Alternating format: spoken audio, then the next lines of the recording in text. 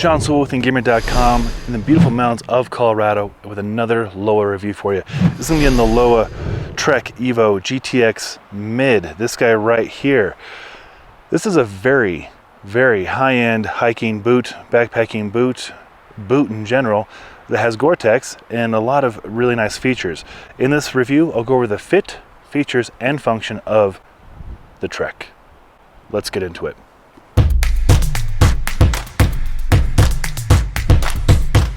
First and foremost, we'll start with sizing. I'm a men's 11.5 across most shoes. This is a men's 11.5 and it fits really good right out of the box. It's not particularly narrow, nor is it particularly wide. It's just a very good medium fit, and my foot is medium, generally speaking, so it fits me really, really well. This will be the 5th year we've reviewed Lowa boots and shoes, and of all the boots we've reviewed, and there have been some really good ones, these are probably my favorite. Now these are going to be, as you would anticipate, stiff because they're Lowa. They're built for carrying a high load, long distance, a lot of use, and a lot of years of use.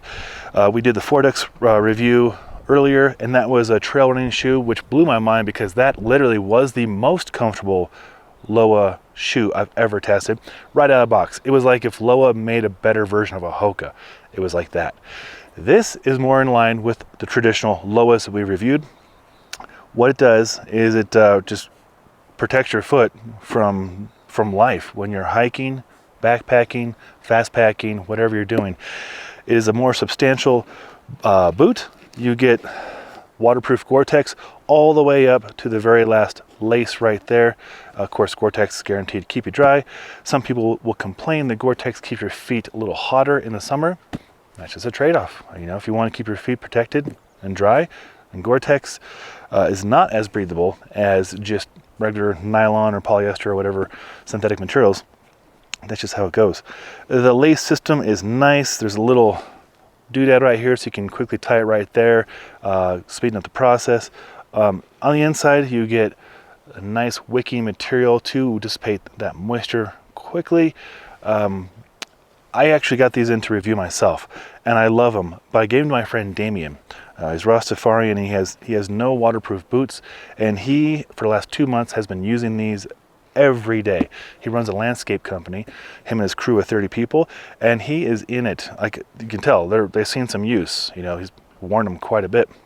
I had to borrow them back today just to shoot this video, and of course I give them back to him tomorrow.